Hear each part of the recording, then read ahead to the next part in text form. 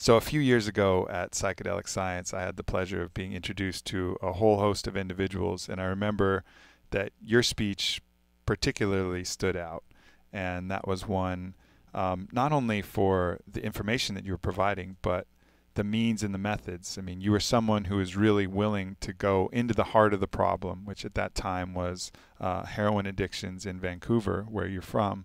Go into the heart of the problem and start solving the problem, not just from a scientific perspective, but truly hands-on as well. You know, putting these theories to the test and helping people out of addiction, which is actually the subject of your latest book. And so it seems like still one of the topics that, you know, when you talk to anybody, you're one of the world-renowned experts in addiction. So would love to just kind of dive in and get your take on the origins and the sources of addiction, and then your journey on, you know, helping people through those perilous waters. Okay. So right now we're living at a time when addiction is in the forefront because so many people are dying of overdoses. So in the United States, every month you have something like 140, 130 people dying of overdoses, which means that every month you have the equivalent of 9/11 happening. Wow, that puts it in perspective. Yeah. And overdoses of what compounds in particular? Mostly opiates, but not exclusively. Mm-hmm. And then if you consider the public alarm, the resources, media attention, governmental mobilization, and the intention to do something that was instigated by the 9/11 tragedy, and you compare it to the absolute lack of action and lack of new thinking around addiction, you can see that we have a real social problem here. And then the social problem is largely incomprehension, misunderstanding of what addiction is actually all about. Now, your current Attorney General in the States, Jeff Sessions, has just talked about the beautiful work that Nancy Reagan did in the 1980s, telling people just to say no. And that worked really well. Yeah, that worked really well, as we can see today. Outstanding policy. Yeah. But he's saying, yes, we can put prevention back in again. His idea of prevention is to tell people that to choose drugs is a bad idea. In other words, his thinking, but the thinking of the legal system and the society as a whole, is that addiction is a choice that people make. Right. Now Which makes you able to kind of almost justify these deaths in a certain way. Oh, it's their own fault, and Absolutely. Screw them. And not that the people actually say those words, but that's the actions that they're taking express that kind of belief I've system. heard people say that kind of thing, that you know, it's just nature's way of weeding out the idiots. Yeah. This kind of hostility towards the addicts. The other view is expressed by your Surgeon General, who says that it's a brain disease, which originates largely in genetics, which is more humane. At least it doesn't blame people, and it allows for treatment. So it's a step forward, but it also misses the point. Mm-hmm. Because let me give you an addiction definition, and let me ask you a question. So addiction is manifested in any behavior that a person craves, finds temporary pleasure or relief in, but suffers negative consequences as a result of, and still does not give up. That's what an addiction is. I said any behavior. Could be sex, gambling, food, shopping, or drugs, or substances, alcohol, whatever it is. So I'm not going to ask you what or when, but that definition, Aubrey, have you ever had an addictive pattern in your life? For sure. Okay. So the question is going to be now, what did you like about it? What did it do for you in the short term? Well, I was, interested to actually talk to you about this in particular because I think I'm addicted to stress in a certain way. Like I think in some aspect I create situations that put myself under considerable stress, and I can't not continue to put myself in those situations. Do you look forward to those situations? In a perverse way, I guess I do. I guess it feels like a fuel. It feels like I'm doing something valuable, perhaps. Okay, so it gives you a sense of value. I think so. It makes me feel like now I'm really in the fight. It's some identity piece, whereas if I'm under stress, then that makes me a bit more who I want to be of some sort. I understand. So then it actually gives some meaning to your life. Yeah. Some purpose, some engagement. Now, other people might say it soothes my pain. Other people might say it distracts me from my problems. Other people might say it releases my stress. Other people might say it makes me feel more powerful.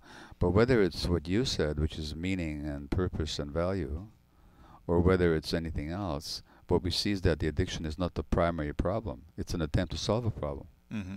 And your problem is lack of value. Yep. Lack of purpose, lack of meaning, and lack of maybe vital engagement with life.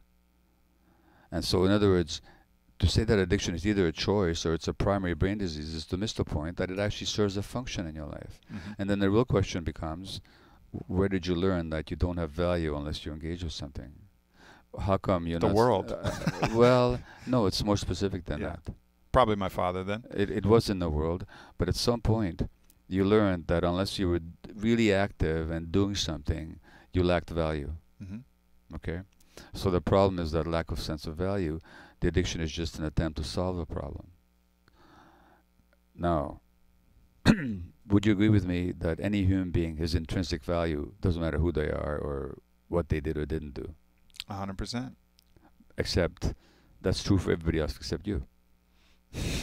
In my own, In in your my world. own pattern system. Yeah. But, I mean, okay. it's easy to understand these things. And that's the thing, I think, with addiction. You can mentally understand a concept, but Yeah. to somatically believe it in such a way that you can transcend those behaviors becomes really challenging. Because I understand that fundamental truth. Everything you're saying makes sense. Yeah. And I don't know if after this conversation, even with greater illumination shed, I'll still be able to quit my But I'm not stress trying to addiction. teach you anything. Yeah. I'm actually trying to show light on a problem, Right. which is that somewhere in your life, you learned that you had no value unless you were performing or doing something in a stressful circumstance. Performing well, even. Yeah, You know, okay. not even just performing, but performing well. All right. Now, given that value, just to take your example, is an essential human quality, as we both agree, then your disconnection from your value is your trauma. So something happened. And until we deal with what happened, where you lost that connection to yourself, we can't really help you with the addiction. So the addiction is a secondary problem. Just by teaching you behaviors or mantras or trying to talk you into recognizing that you have value, it's never going to work.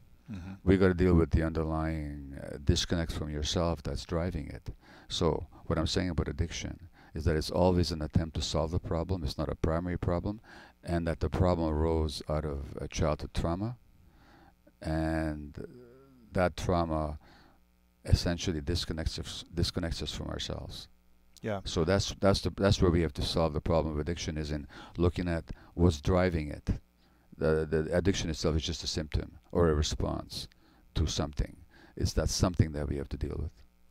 So going back to the root cause of the problem, something that in all of our medical treatment models we oftentimes fail to look at. We're chasing symptoms all over the place rather than going to the root and the heart of the matter, which is, I think, now why psychedelic medicine is showing to be so effective in so many different channels, because it tends to go to the root of the issue. Whatever mechanism you want to attribute to it, it finds a way to guide your attention and consciousness to the root of the problem, and certainly has helped me unpack many, many problems. But yeah, I mean, I see exactly what you're saying, and I also remember a quote that you said that, you know, not all traumatized people have addictions, but all addicts have been traumatized. That's right. You know, it's the common ground between all addictions is a source of trauma, and I never really looked at it that way, but it's that conditional self-love model where if I performed well in a basketball game or in a test or something like that, then I received love from my world at the time, which was my parents. Yeah. The thing that mattered most. In those times where I didn't perform and I missed something, I failed to do something, I played a bad game because I wasn't paying attention or whatever it was, the love was withdrawn. And in some ways, while people have a large amount more trauma than me, and it's not a poor me story, there was a certain amount of trauma that got patterned from the, you know, love and then the removal of love. Well, I would caution you against comparing traumas. Because we all have our own experience, and it just doesn't work to compare my trauma is less than yours or bigger than yours. You know, it's just not worth playing. Number one. Number two, there's something else going on here as well. There's something very familiar to you about being stressed. Familiar and comfortable. Yeah. Now, what's the root of the word familiar? Family. Yeah. Which is to say, you grew up in a very stressed family. Yeah. That was the environment. I don't know anything about you, but that was, you just told me, that was the environment that you grew up in. And to some extent, we all recreate the emotional resonances that we experience as children. So until you're willing to leave your family in that sense, you're going to keep recreating this. Mm-hmm. And you're still seeking that love that you didn't get the way you needed it at that time from the environment. And I totally relate. Now you happen to be big and athletic. I'm not. So basketball wasn't going to way I was going to get love. But Yeah. being smart and getting good grades and validating myself and then becoming a doctor so everybody would want me Mm-hmm. was my particular way. So we each find our attempted solution to the trauma of being disconnected from our own sense of value. Other people will find it in the soothing that drugs provide or in alcohol or whatever it is, but the underlying dynamic is always that childhood trauma. And that trauma is always based on either things happening that shouldn't have happened, such as abuse that happens to a lot of people, or things not happening that should have happened, which is just being valued and accepted for who you are. Yeah. No, that makes perfect sense. And what was interesting for me is my parents split when I was like less than 2. Okay. And then so on my father's side, it's all of my stress addiction. Yes, super stressed, Yeah. all the time stressed, up all night. He was a commodities trader, all the time stressed. Also fairly neurotic about a variety of different things. And Right. so pattern that. Fortunately for me, my mother's side was the opposite. It was kind of more relaxed and just more unconditional love. And so I find myself wobbling between these two extremes, you know, and fortunately for me, I had 2 different environments by which to grow, to pattern off 2 different models, which I think has allowed me a little bit more elbow room to kind of flow back and forth between it. But in this single nuclear family dynamic, you know, it's this incredibly strong patterning force, probably way more than we even ever can imagine. Well, look, first of all, if your parents split when you were 2, they didn't all of a sudden wake up after a happy interlude of 2 years of joy and then decided to split. No. In other words, there would have been a lot of stress between them. Now, infants download the stresses of their parents. How early? From in utero onwards, already within the womb. So when a pregnant woman is stressed, and stress means that the stress hormones are high in her body, they go to the placenta to the baby. So we can look at the heart rate patterns of the child when the mother is stressed, and they're different. I'm glad I'm not bearing children anytime soon. Yeah. I got to fix myself for I wouldn't think you'd be able to bear children anyway. But Yeah. maybe that's a biological fact you have to discover. Hate to disappoint you. But in any case, it begins in utero. Yeah. And then basically children just absorb the stresses of their parents. And if the mother's in pain, the baby is in pain. Emotionally, it's that simple. But since it's the mother's soothing that the infant needs when to release that pain, when the mother's in pain, nothing releases the pain. So that means you absorbed a lot of pain from early on. Mm-hmm. Not only that, when the parents are stressed and troubled, infants and children being narcissistic in the sense that it's all about themselves, basically there's a deep sense of inadequacy and shame because the child believes that if this is happening, it's because there's something wrong with me. Mm-hmm. So there's a lot to compensate for. Mm-hmm. And all these things that I'm talking about are the essence of trauma. So my book on addiction is really all about the fact that addiction is actually a normal response to abnormal circumstances. It's just a desperate attempt on the part of the individual to soothe the pain, to somehow paper over the loss. But of course it can't do it. It's a doomed, a failed attempt. But just to condemn somebody or to think that they have a brain disease. Now, the brain does come into it, because the brain is actually programmed by the environment. And the most important aspect, programming the circuitry of the brain, is the emotional environment in which the child grows up. So there's an article from Harvard University published 5 years ago that says that the brain is shaped by interaction of genes and environment, and the most important aspect of that environment is the quality of adult-child responsiveness. And when your parents are stressed like your parents were, they couldn't have been as responsive to you as they might have wished to be, Mm-hmm. which means your brain would have been also affected, which means that the stress circuitry in your brain would have been set at a high level, and when it's not, you don't even feel normal. Mm-hmm. So for you, normal is to be stressed. So, having said all that, healing is possible, but this is the basic ground of addiction of all kinds, and of all kinds of diseases as well. So getting into the healing part, you know, because this is something, it's one thing to have awareness, something to understand where the root is, and then the next step is to go in there and fix it, you know, because we're incredibly resilient, malleable beings if we take the right steps. And that's right. So what are the steps to get in there and start to remediate these traumas? Well, recall what I said, that the essence of stress, or the essence of trauma is disconnection from the self. That's the good news. Because if the trauma was that your parents split and were unhappy before you were 2 years old, and that your father was demanding and judgmental and perhaps harsh with you when you didn't perform well, if that was the trauma, then you're stuck, because that can never be undone. That happened. It'll never unhappen.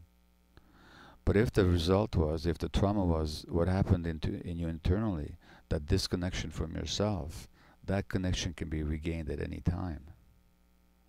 So now Western medicine, unfortunately, as you alluded to earlier, sees everything in terms of disease categories. And these are there to be endured or to be mitigated or to be cured, but there's no sense in Western medicine that I was trained in the Western medical tradition, of internal healing processes that could be invigorated or evoked or supported. And yet the healing is in that reconnection with the self. So there are means to do that, but that is the goal, and that is also the promise, because it means that it's okay, this stuff happened, or good stuff that shouldn't have happened didn't happen, but the connection with your authentic self is available to you at any time. And it's interesting, the connection with self, to me, has often felt like a transcendence of self, almost as if, in a lot of the psychedelic medicine work that I've done, you get a sense of loss of self, which then ends up, in a kind of counterintuitive way, forming those stronger connections to self. It's almost like you have to lose these stories about your identity, identify as something greater than that, that force of consciousness, which then becomes your new self, which you can be connected to. Well, so there's the false self and there's the real self. Yeah. And so what you're talking about is the loss of the ego, the egoic self. Now the egoic self, not to criticize it, but just to describe it, is the set of defensive compensations and identifications and false assumptions that we develop because we lost connection to our true self. And that egoic self, once it develops to protect you against pain, as it does in childhood, is very tenacious. It does not want to let go of you. Because it's desperate for its survival, because its survival is associated with your survival in childhood. So it doesn't let go easily. So when you're talking about the loss of the self, you're talking about the loss of that egoic self. That's what they call ego death. Now then there's a larger self that, look at the very word in addiction healing is recovery. Recovery means to find something again. That's what it means to recover something. You find it. When you ask people, what did you find when you recovered? 99% of the time people say, I found myself. Which means to say that the true self, the authentic self, was never lost, damaged, or destroyed. But it was obscured. It was obscured by the false self. So yes, to get the true self, you do have to use the new self, which is what Jesus talked about, by the way. When he talked about that, unless you're born again, you can't enter the kingdom of God. Now, he wasn't talking about psychedelics. He was just talking about... He might have been. Well, I don't necessarily think so, but and I know that we're speaking in the context of a conference on psychedelic healing, so we can certainly talk about psychedelics. But it's important to emphasize that that process of recovering the self, of reconnecting, is not dependent on any one particular modality. No. There's all kinds of roots to it. Psychedelics in the right context being a particularly powerful way, but certainly not the only way. So, but that loss of the Jesus even also said that those that cling to life will die, and those that are willing to die will live. I'm rephrasing him, but the words to that effect, I could find them on my cell phone because I have them recorded on it. But basically saying that the egoic self has to die for the true self to live, which is what you're describing. Yeah. And Jesus's modality in the actual myth is, that 40 days in the desert. Meditation, yeah. Yeah, which is the, this kind of classic vision quest That's moment, right. fasting, time alone, meditation, which is what psychedelics can kind of get you to that place, but there's tons of different ways that you can get there, and that's the one in that classic story.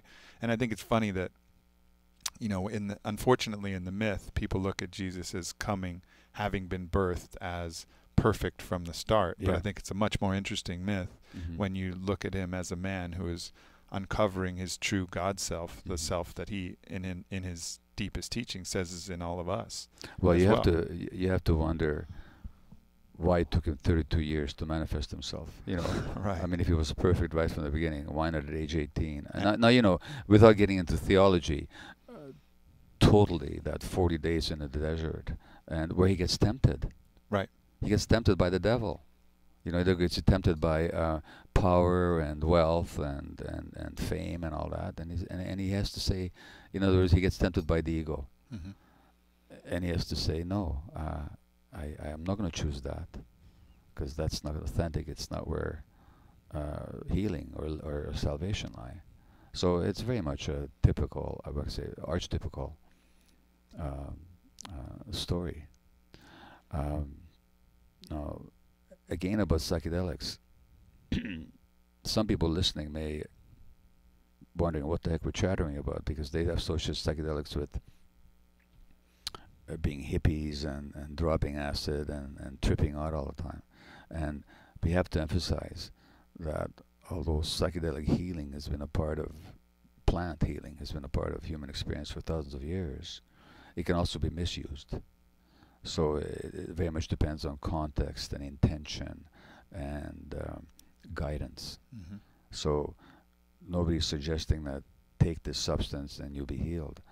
But however, there's a lot of experience that in the right context, with the right guidance, with the proper intention, a lot of people have had beneficial and even life-altering and even life-saving experiences with psychedelics. And you've seen those firsthand. And I think that's also important too. When people talk about MDMA healing trauma, no one's proven that MDMA heals trauma. What we've proven is that MDMA-assisted psychotherapy has healed trauma. Using this as a tool to get into those deeper states with the skilled both substance and practitioner, combining to release that, I think is a very powerful means. Ayahuasca, though, I'm curious, because it seems to almost have its own self-guided practitioner in. It seems, in my experiences, you feel guided by, and sometimes you can call that the force of ayahuasca, Mother Ayahuasca, but it feels like an entity itself, almost like a guidance counselor who's taking you on that journey, so that you can have these experiences almost unguided. I mean, you're in the context, the set and setting has to be right, the container has to be right, the medicine, all of that. But do you, when you're working with people with ayahuasca, do you let the ayahuasca work in that kind of unguided manner, or do you act as kind of another secondary guide to help guide people through to their issues? Well, it's interesting what you say. 3 weeks ago, I conducted a healing session with a highly traumatized individual using not MDMA but something similar to it. Mm-hmm. And my colleague and I took a little bit of it just so that we could be on the same wavelength. The person took the therapeutic amount. And it was a process of psychotherapy under the impact of this particular substance. It was extraordinarily powerful to be a part of. Mm-hmm. And the amount of processing of trauma that took place, and the amount of reconnecting with self that took place within a 6-7 hour period was beyond what it would take years in traditional psychotherapy to achieve. But there was no sense of presence there other than those of us in the room and the substance that we had all partly ingested. With ayahuasca, with the plant medicines, people often talk about the sense of presence being there. Mm-hmm. And I'm not an ayahuasquero. I don't lead ceremonies. I don't chant. I don't Sing the Icaros. I don't sing the songs. I don't do the energetic healing. I facilitate it beforehand and afterwards, but during ceremony, I'm just a silent participant. And participants often, and the ayahuasqueros I work with, the curanderos I work with, they'll talk about ayahuasca as a presence, as a teacher, as a madre, as a mother, or as a grandmother. And participants often experience that. Now, however, the presence is evoked by the chanting. The presence is evoked by the ceremony. So, I don't believe that somebody sitting on their own in a room by themselves, where there's no practiced and highly experienced shamanic guidance, would have the same experience as they would in a ceremonial context, where that specific chanting and energetic work is available. Because the ayahuasqueros I work with, the curanderos, the people who lead the ceremony, they don't just sing a playlist of songs randomly. They'll know what to chant to whom at what particular time, based on what kind of energies they're reading that person emanating at that moment. And they're astonishingly accurate. And the participants afterwards will say, well, just when I such and such, they chanted to me, and then something happened. So there's a dynamic interaction between the effect of the plant inside that person's individual organism and the context in which it's taking place. Sure. So would the entity show up for some people if they just did it on their own? Probably it would, but not nearly as beneficially. Yeah, I mean, the shamans themselves act as that, I think the Quechua word is shakaruna, the bridge, to help bring that sense of entity or that sense of connection to something greater into the individual, for sure. And I've certainly experienced some paradigm altering, case studies of that as well. Well, I wish I could say that I have, but you know what? For all that I work with the plant, and I know it's powerful work, and it's one of amongst the favorite activities I have, in a sense of what its transformational potential is for human beings. I've never had the entity show up for me in a sense where you know what? Even as I say that, I realize that it's not true. There were times when I felt held and kind of rocked, by something. I actually did. It's just my mind that says, no, I didn't. So I have. But some people have had the clear sense of entity and presence much more acutely than I have. Yeah, for me, I've drank 17 times, and hasn't been every single time, but sometimes it's very clear. Sometimes it's a straight up conversation. Sometimes it's conversation with a visual, where we're literally conversing with each other. And sometimes it is just that force, that sense of a great mother of wisdom, more infinite than any human could ever aspire to, kind of holding you and saying everything without needing any words to say it with. I've had many people tell me that in retreats that I lead, but I've never had that experience. She's never come and presented herself and talked to me. Now, maybe I haven't opened to her enough yet. Maybe also, everybody has different experiences, and we all our own way, but that kind of dynamic interaction that you describe, I can honestly tell you it's never happened. Wow, that's interesting. Wow. Yeah. There's still journey ahead. Who knows which way it'll go. Or maybe I have a different path. I don't know. Yeah, absolutely. So there's, another thing, this trauma that's kind of sets up, it doesn't just set up patterns of addiction, though. I mean, some of your other work has shown that these traumas can create certain stressors and emotional patterns that can also lead to physical illness as well. Well, we've had people at our retreats with severe physical illnesses that actually got significantly better after Western medicine has written them off. And that's not surprising to me. It's what I would expect, because it's a false separation of mind and body that dominates Western medicine. The medical tradition in which I'm trained separates mind from the body, whereas neither in science nor in reality can you separate mind from the body. So what happens emotionally, because of the interconnections of the brain and the bone marrow and the heart and the lungs and the gut and the immune system and the nervous system, these are all one unit. And you can just imagine, if you have a certain emotion like fear, that would change your physiology in a split second. Well, that happens 24/7. So our emotional life is always in interaction with our physiology.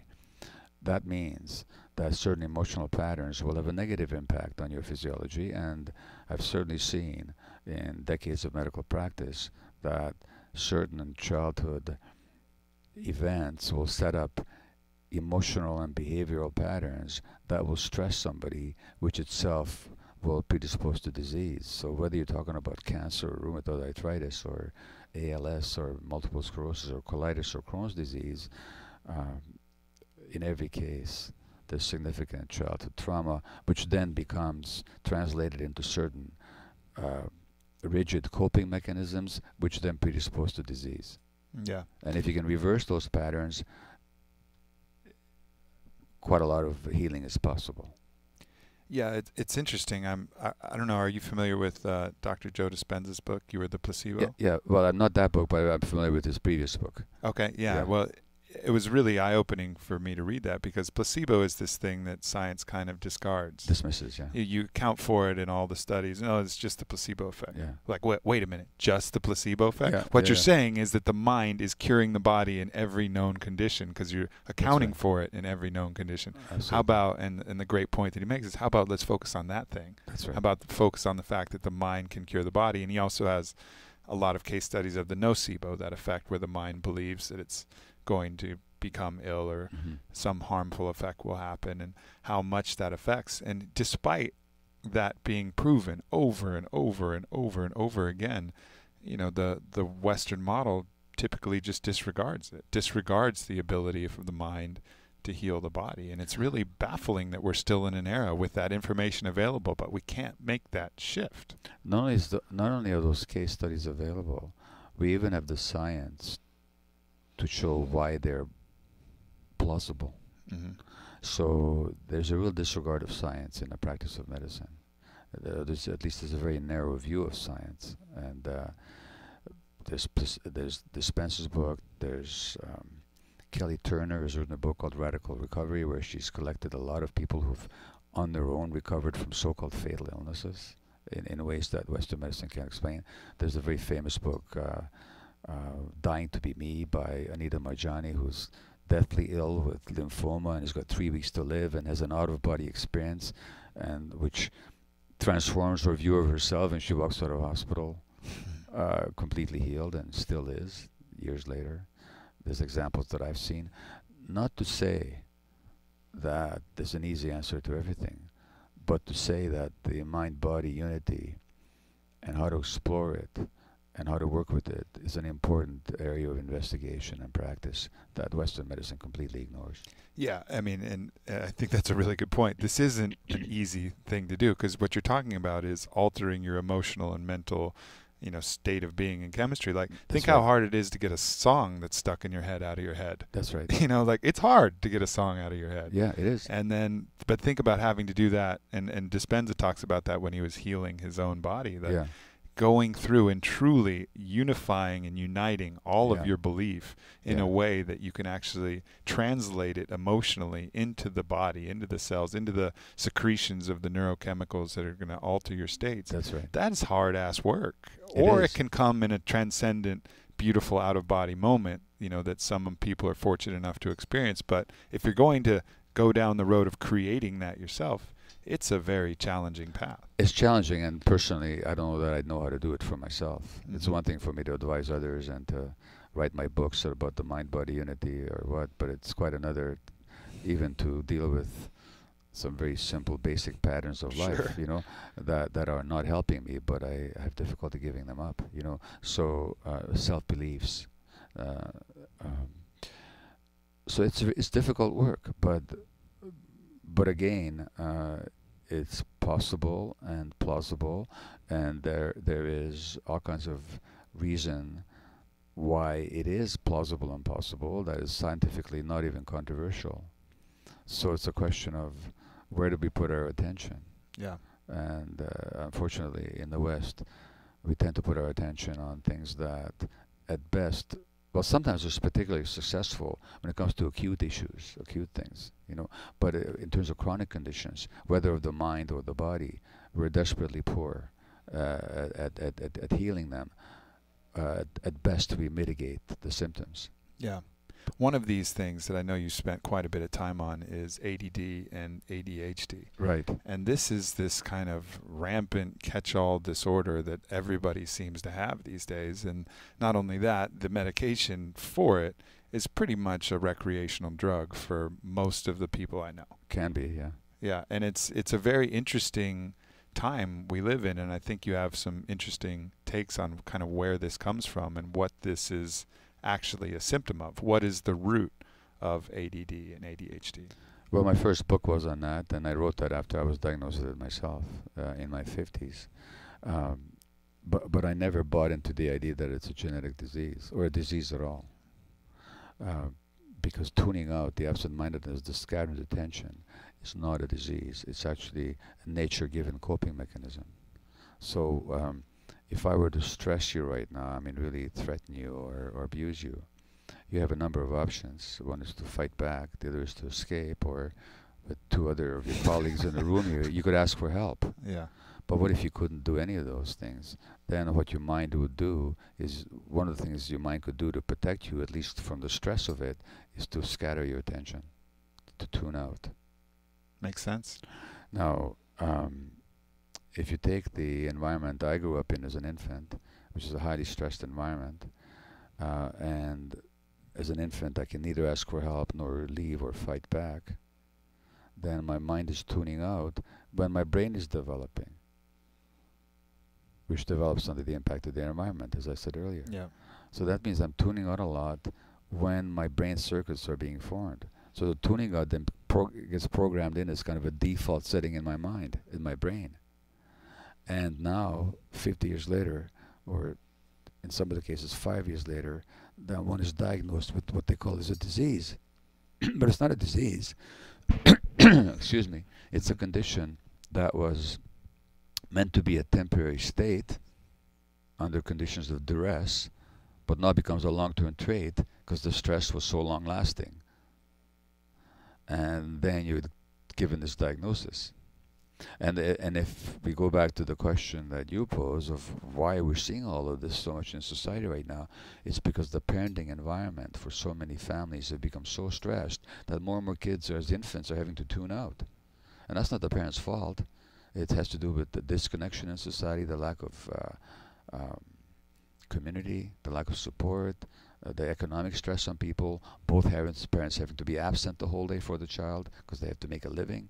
And the parents' stresses themselves that become absorbed by the child, and this is in the best meaning and most loving families, Yeah. let alone families where there is severe trauma and maybe abuse and so on.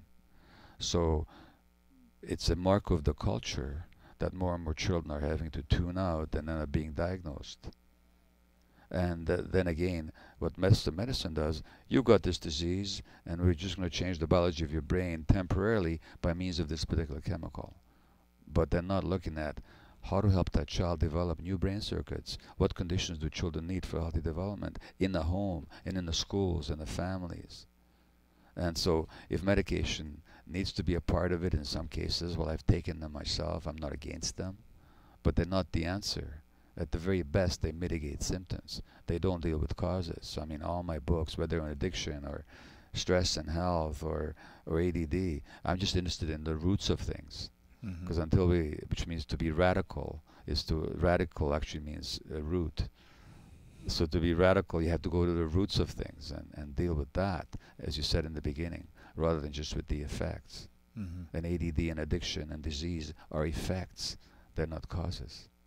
Do you feel like you were able to do that with your own struggles with ADD?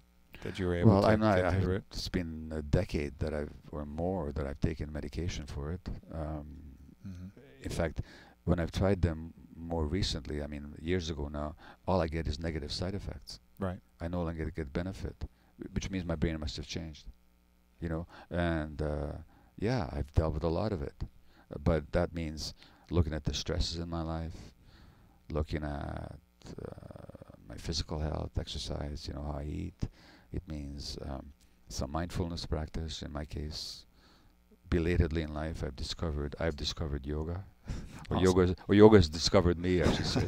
Finally, dealing with the stresses in my marriage relationship.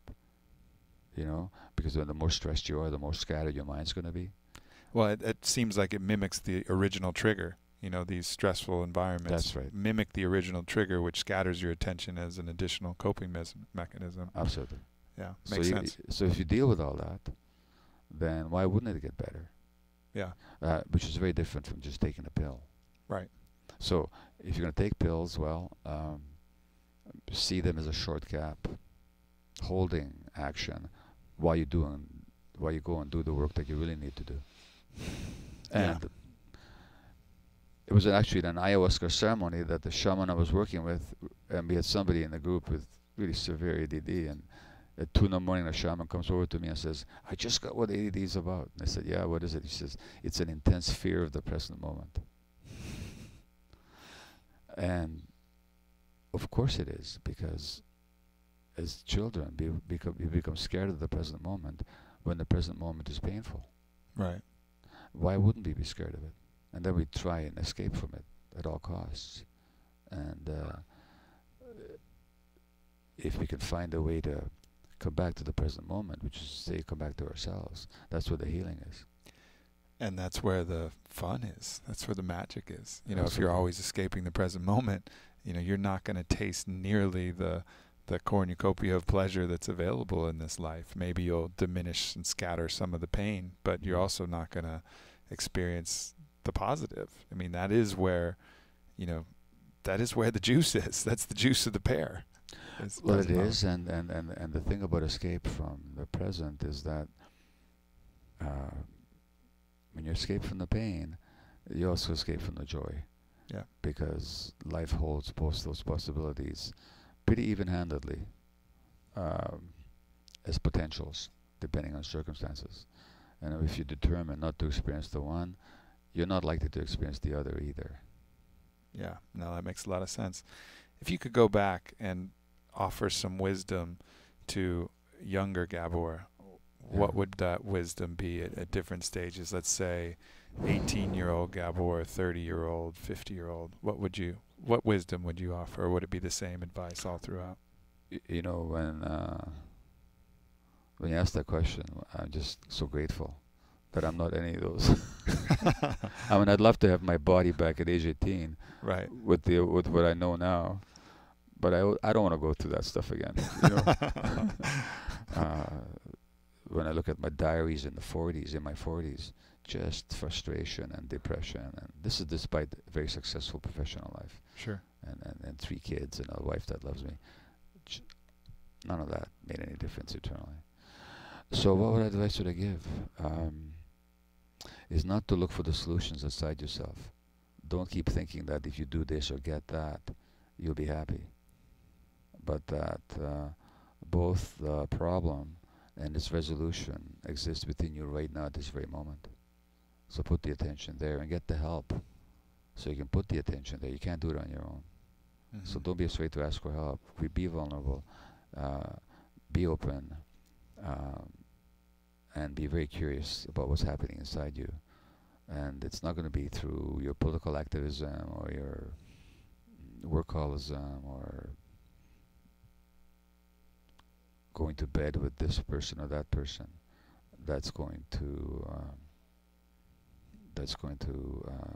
improve the quality of your life ultimately.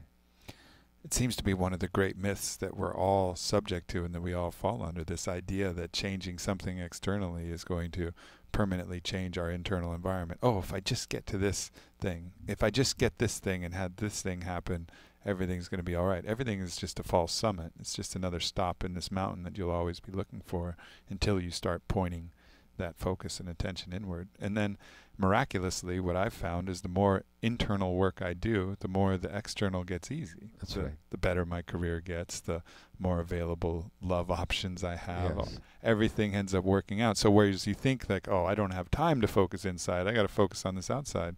It's actually the opposite. The more you focus internally, the easier everything gets externally. Absolutely. And the very American dream, the pursuit of happiness. Now, when you're pursuing happiness, it's something outside of you that you're running after. It's a dead end. You know, it's actually not a pursuit. It's an investigation, an inquiry into the self, and it's totally true that the external will reflect the internal. Now, having said that, I want to be careful, because there are people in your country and mine, Canada, who, through no fault of their own, are in terrible circumstances. They just happen to be the wrong color or the wrong class, and they didn't create that. So we don't want to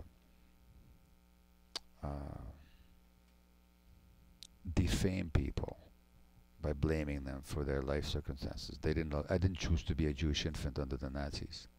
Right. I didn't create that. So we're not talking about that part of it. That part of it has to be kept in mind. But what is true is that for any one person, the more they understand themselves, and it doesn't matter what class or situation they're in, the more they understand themselves, the more they get related to themselves, the more freedom they'll have to respond to their life circumstances. Yeah.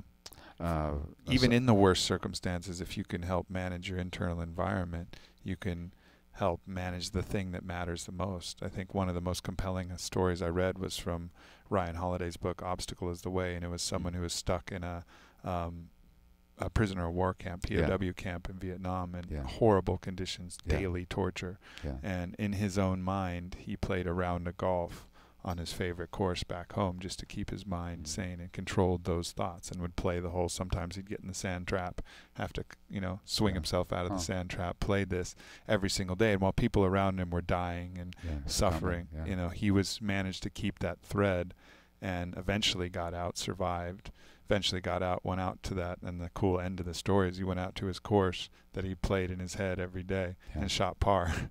Wow. And made it out there. And the moral of that is, yes, the external world can be real, but by managing your internal reaction to it, you can minimize the suffering associated with the pain. Well, absolutely. And there's a wonderful quote from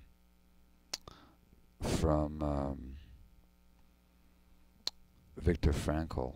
And Frankl was a psychiatrist from Austria who, as a young man, served time, if you can call it that, in concentration camps. And he went through the worst camps, like Auschwitz and Dachau and Buchenwald. And he survived. And he actually writes, and as I'm speaking, I'm searching for the quote on my cell phone here, but I'll find it in a minute here. And here's what he says. He says, between stimulus and he actually learned this in the camps. Mm-hmm. Between stimulus and response, there's a space. In that space is our power to choose our response. In our response lies our growth and our freedom. Everything can be taken from a man but one thing, the last of the human freedoms, to choose one's attitude in any given set of circumstances, to choose one's own way. And very similar to what the story you just recounted, there was a story in the New Yorker a few months ago of a Black Panther from here, I think from Oakland, where we're speaking, who gets framed and jailed on a completely false murder charge. And he's in solitary confinement for 3.5 decades. Wow. Literally spent most of the time. And he survived. And he just did exactly what your prisoner of war camp story also implies. He just, in his mind, he said, I will not be subject to this. I will not let them do this to me. I will not let them destroy me. Now, I don't think you're saying, and I'm not saying it's just easy like that and anybody can do it. But it's possible for human beings to be that responsible Yeah. for their responses, no matter what the circumstance. It's at least possible. And the question that we have to ask is, how do we help ourselves and how do we help other people attain that degree of responsibility, that degree of ability to respond? Yeah, absolutely. And how do we look at these external circumstances as potential training grounds, as ways that we can hone this response? I mean, in the most extreme stimulus, you can develop the most extreme skills and power, you know, and an ability to master those. So whatever situation you're in, whatever dark place you find yourself in, you can use that as the grindstone to sharpen the steel of your will and your spirit. You know, this yogi that I met in September, and I did this yoga program I told you about, I told him, listen, I can help a lot of people, but internally I just have a hard time shifting my moroseness, you know, and I said, that goes back to suffering in my early childhood. And he said, along the lines of what you're saying, he said, well, when you suffer a lot, you should become wiser. You should let that teach you. Yeah. And that means you should be the most joyful at all of all, because you have learned all this stuff.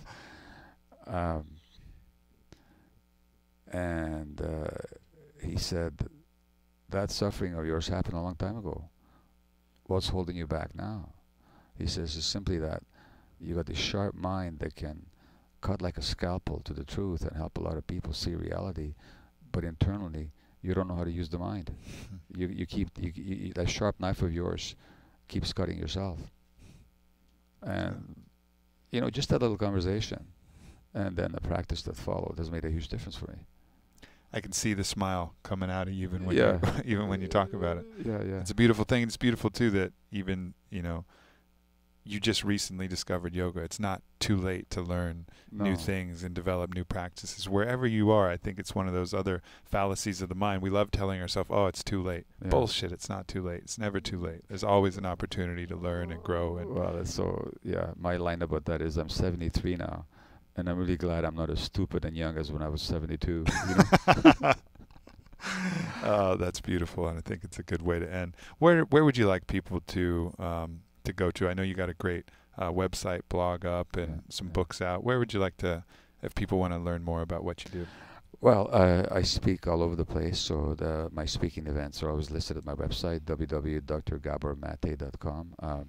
My books on addiction, mind, body, health, child development, ADHD, you can see them at my website and purchase them online, not through me, but online bookstores or any bookstores and so on. And a lot of my writings and YouTube lectures are collected at my website, no cost to any of that. So basically, anybody interested in my work, the best place to check it out is at my website. Beautiful. And on YouTube.